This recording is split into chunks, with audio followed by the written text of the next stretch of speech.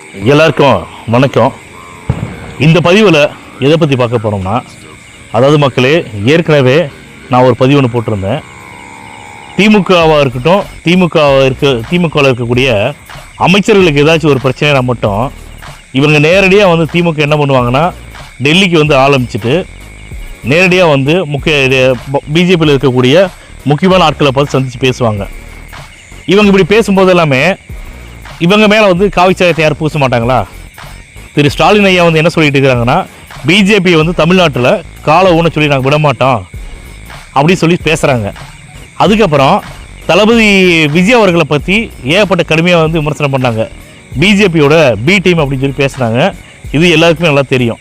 அதுக்கப்புறம் தமிழக வெற்றி கழகத்தில் திரு செங்கோட்டையன் ஐயா வந்து இணைஞ்சதுக்கப்புறமா இவர் செங்கோட்டையன் வந்து அமித்ஷாவை போய் பார்த்துட்டு தான் அதுக்கப்புறம் தான் வந்து தாவேக்கையில் வந்து இணைஞ்சார்.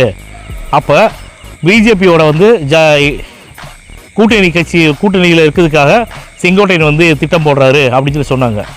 அப்போ தளபதி விஜய் அவர்களுடைய கட்சியில் யார் இணைஞ்சாலுமே உடனே பிஜேபியோட பி டீமு பிஜேபியோட கூட்டணி வைக்க போகிறாங்கன்னு சொல்லி பேசக்கூடிய இந்த திமுக அரசு இவங்க வந்து நேரு ஐயா வந்து லஞ்ச குற்றச்சாட்டில் கிட்டத்தட்ட 1020 கோடி ரூபா வந்து 1020 கோடி ரூபா குற்றச்சாட்டுக்கு ஆதாரத்தோடு வந்து எல்லாமே அனுப்பிச்சிட்டாங்க.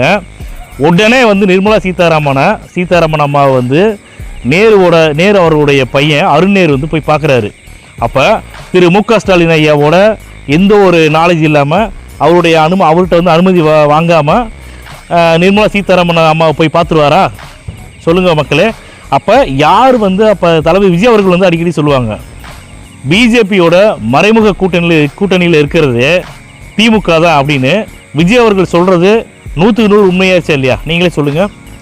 இவங்களுக்கு ஏதாவது ஒரு பிரச்சனை வரும்போது மட்டும்தான் மக்களுக்காக நாங்கள் வந்து போய் பேசணும், மக்களுக்கு உண்டான நிதிக்காக நாங்கள் போய் பேசணும், மக்களுக்கு நாங்கள் நல்லது பண்ணுறதுக்காகத்தான் நாங்கள் போய் பேசணும்னு சொல்லி சும்மா கட்டுக்கதையை வந்து கொடுத்துட்டே இருக்காங்க. இவங்க திமுக அரசு விடக்கூடிய கட்டுக்கதையில் தமிழக மக்கள் வந்து இனிமேல் நம்ப மாட்டாங்கங்கிறது அவங்களுக்கு நல்லா தெரியும், தமிழக மக்களுக்கு நல்லா தெரியும், பிற கட்சிகளுக்கு நல்லா தெரியும்.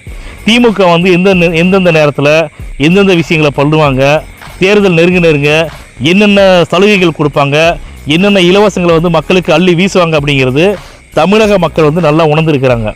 அதனால் மக்களே, நம்ம நடக்கக்கூடிய சம்பவங்கள் எல்லாத்தையும் நம்ம பார்க்குறோம். நான் திரும்ப அதைத்தான் நான் சொல்கிறேன்.